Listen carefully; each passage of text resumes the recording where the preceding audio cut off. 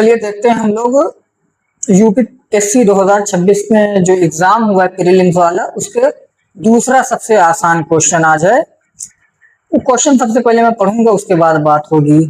हड़प्पा नगरों में पुरातात्विक खोजों के बारे में निम्नलिखित कथनों पर विचार कीजिए। कथन 1 है, घरों में तकली की प्रचुर उपलब्धता है किंतु चरखे अनुपलब्ध हैं।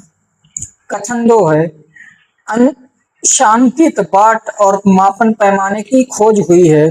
कथन 3 है, अपेक्षाकृत रूप से विस्तृत प्रांगण के चारों ओर अधिकतर पकी हुई ईंटों से निर्मित घर मिले हैं जिनके अपने कुएं हैं, स्नान करने के चबूतरे हैं और बड़े कमरे हैं। उपर्युक्त कथनों में से निम्नलिखित में से कौन से निष्कर्ष निकाले जा सकते हैं या है? पहला निष्कर्ष है, कथन 1 संकेत करता है कि कटाई घर पर किया जाने वाला एक श्रम साध्य कार्य था।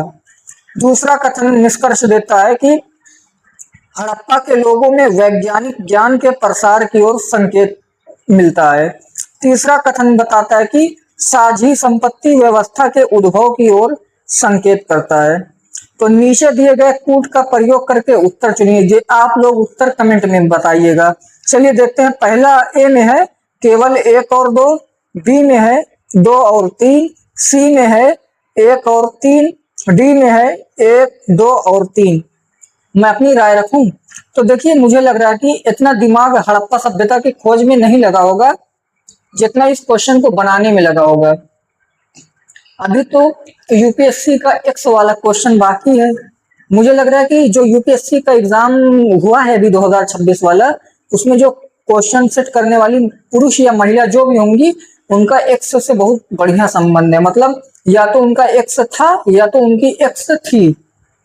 लेकिन जो आज वाला क्वेश्चन है हड़प्पा सभ्यता वाला, मुझे लग रहा है कि राखालदास बनर्जी, दयाराम साहनी, जॉन मार्शल, इन लोगों को तो उतना मेहनत ही नहीं करनी पड़ी होगी हड़प्पा सभ्यता खोजने में, जितनी मेहनत हम लोगों को करना पड़ी होगी 2026 जो 24 मई को एग्जाम हुआ प्री वाला यूपीएससी का, इस प्रश्नों को सॉल्व करने में।